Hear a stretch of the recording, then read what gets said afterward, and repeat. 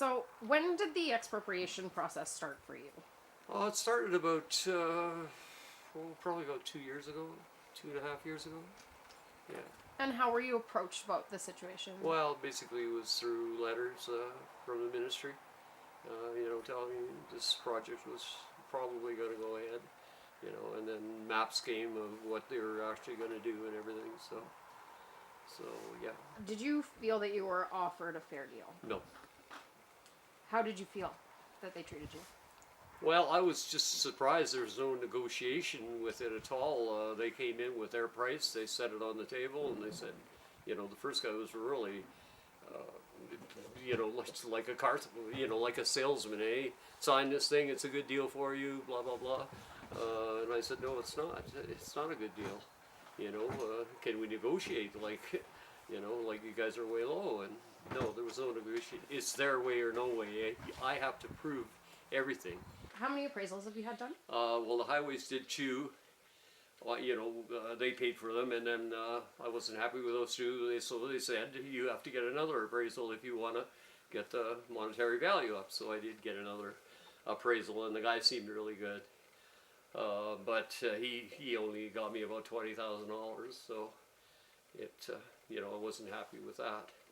So they again sent me another counter offer, adding the $20,000 in, and it wasn't fair enough. So there's some people making a lot of money, and others that can't even get a fair settlement, eh? Without proving it and going to court and spending money, eh? This shouldn't be. It's not right. They instigated this whole thing by bringing this bypass so close to the city. They could have been out a mile or two or three, and it's going to affect definitely somebody along the line. But I think in this case it's too close, and it didn't have to be here. What are you losing because of this?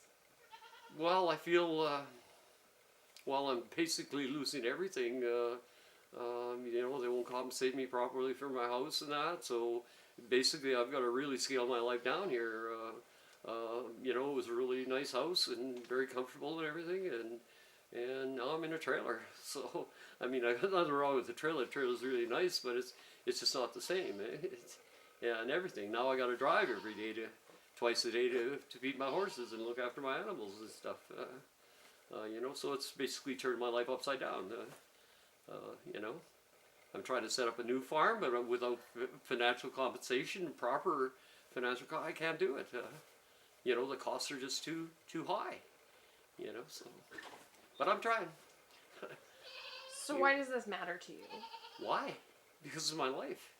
I love the horses, and I run a business out of here too, and that's I've got to move the shop where the business is out of. Basically, I got to move that too. So it affects every the three things of my life: the horse business, the construction business, and my personal life. So, and there's no compensation. They give you $5,000 for all that. I can't even move my house for $5,000. The contents of my house for $5,000. It's just ridiculous. So what does the future look like for you? Well, pretty dim right now. Really. This new appraiser, she seems to be good, but even if she is good, we still gotta counter offer their offer, and then if that doesn't go through, it's the court system. So that means spending more money now to prove my point. And let's face it, you're going before a judge. The judge might say, I might spend $100,000 on legal fees, and I might not get nothing. So,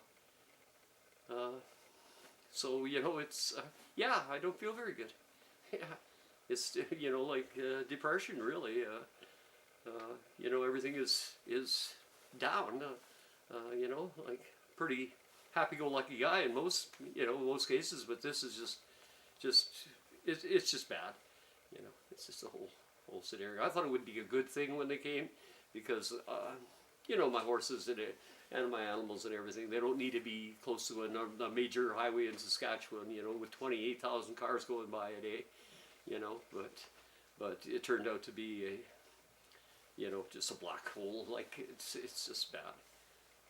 What about your personal future? What does that look like? Well, it doesn't look good without, I can't build all of this stuff on you know, $250,000.